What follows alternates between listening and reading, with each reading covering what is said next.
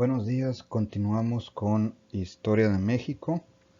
Vamos a revisar un detalle con respecto a la actividad anterior.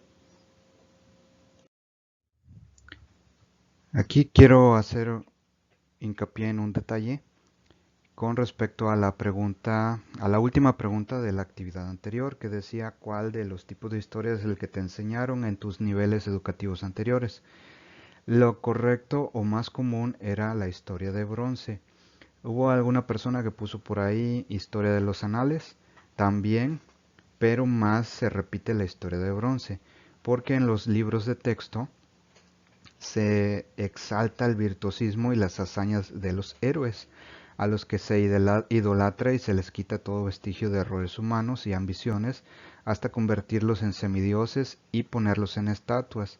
También quiero mencionarles que hubo muchos que buscaron lo de historia de bronce, pero se limitaron a copiar la primera imagen, el primer textito que les arrojó el buscador, y estaba un poco limitado eso, no estaba completo, ¿eh? Lo correcto es así como lo estamos viendo. ¿Y qué más nos dijeron? Pues que había malos y buenos. Por ejemplo, Porfirio Díaz era el malo y Madero era el bueno. Benito Juárez era el bueno y Maximiliano era el malo. Y el cura Miguel Hidalgo era el bueno, porque había que levantarse en armas, porque ya no podía seguir siendo colonia nuestro país, colonia española. Entonces de eso se trata esa pregunta, de que diéramos este detalle, y se trata de que vieran diferencias también. Bueno, ahora sí, ya vamos a avanzar. Historia como constructora de identidad.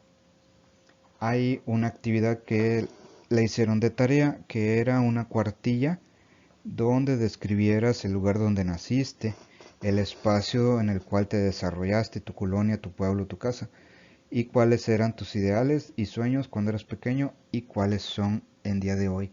Bueno, ¿eso para qué sirve o por qué es esa actividad? Vamos a ver. La historia como constructora de identidad.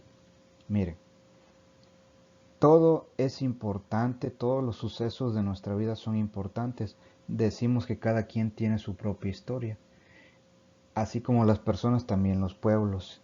Y los pueblos constituyen a los municipios a los estados al país. Entonces, desde la persona, luego su comunidad, luego su municipio, desde ahí se va forjando la historia.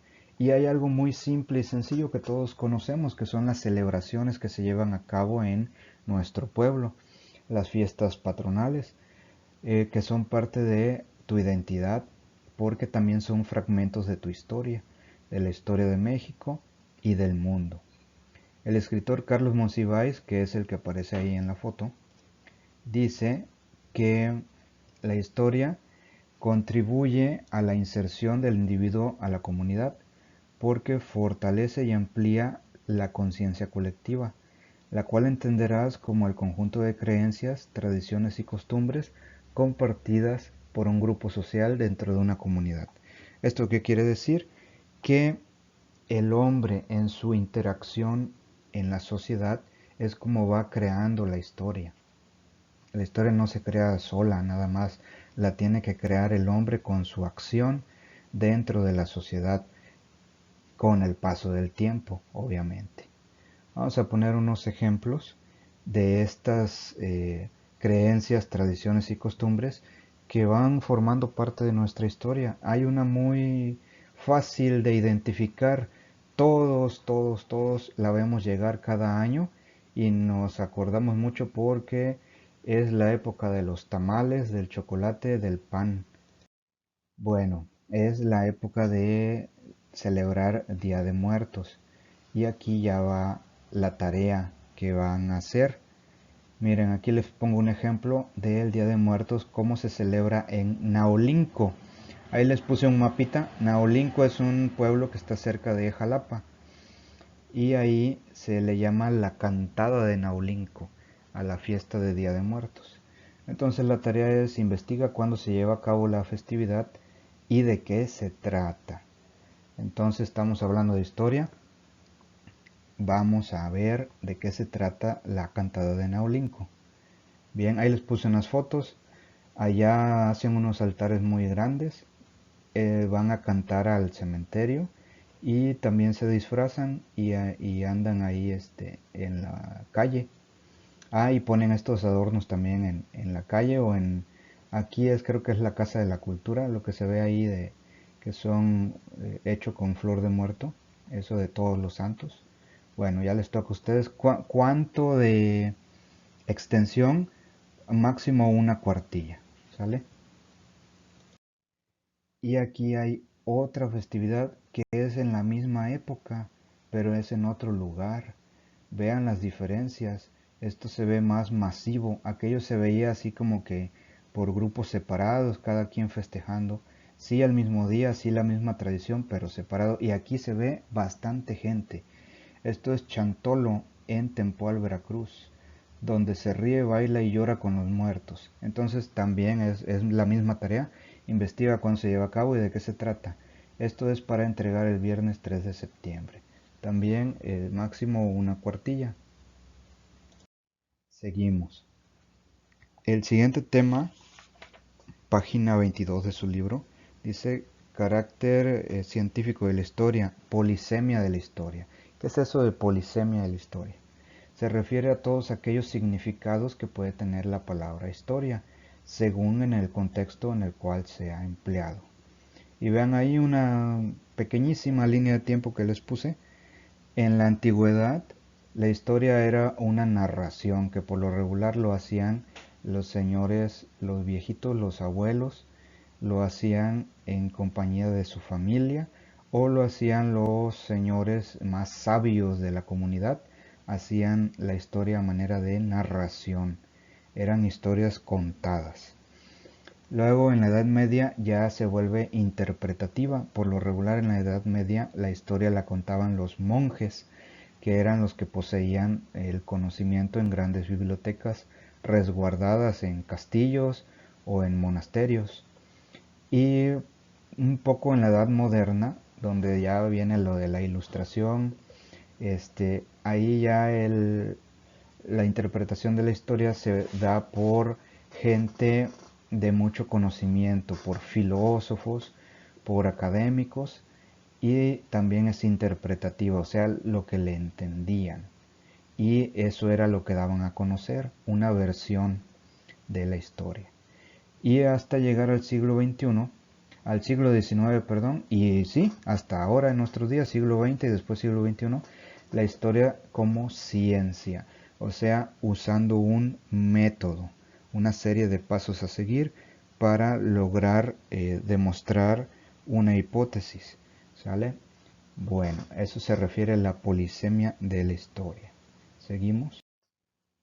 Definición de historia. Vamos ya en la página 23 de su libro. Y ahí les puse tres definiciones que se las obsequio. Ahorita vamos a ver por qué es un obsequio. Historia es la forma espiritual con la que la cultura se da cuenta de su pasado. Eso lo dice Johan Huizinga. Es un historiador holandés. La historia es la maestra de la vida, dice Cicerón. Él era un filósofo de la antigua Roma. Y la historia es una ciencia social que estudia, analiza y comprende el pasado del hombre, dicen Viveros y Mora. Y esta definición es de su libro de texto. Bueno, ahí hay tres definiciones de historia. Muy importante, estos cuadritos son casi de examen. ¿Cuál es el objeto de estudio de esta ciencia social? Pues es el pasado y su actor determinante, que es el ser humano. ¿Y cuál es la importancia? La importancia de la historia no radica solo en el conocer el pasado, sino en la acción implícita que esconde. Es decir, si conoces tu pasado, explicas tu presente y puedes generar alternativas para el futuro que desees. La historia, actualmente ya estamos en el siglo XXI, la historia ya toma el carácter de ciencia y se hace mediante un método. veamos el proceso considerado para la investigación histórica. Tiene que haber un planteamiento del problema, formular una hipótesis, recolecta datos, integra esos datos y por último se presenta un informe con resultados. Hay un esquema bonito en la página 24, en la parte de abajo. Ahí está detallado también lo del método de investigación histórico. Bueno, la actividad es la siguiente. Desarrolla tus habilidades, página 23, y dice, investiga por lo menos 5 definiciones de historia de diferentes autores y compártelas con uno o dos compañeros. En el buscador, en Google, le van a poner definiciones de historia por autor, para que ahí ya les salga con autores. Y después construye 10 definiciones con la información compartida, o sea, van a agarrar pedacitos de las definiciones y van a ser 10 propias, ¿sale?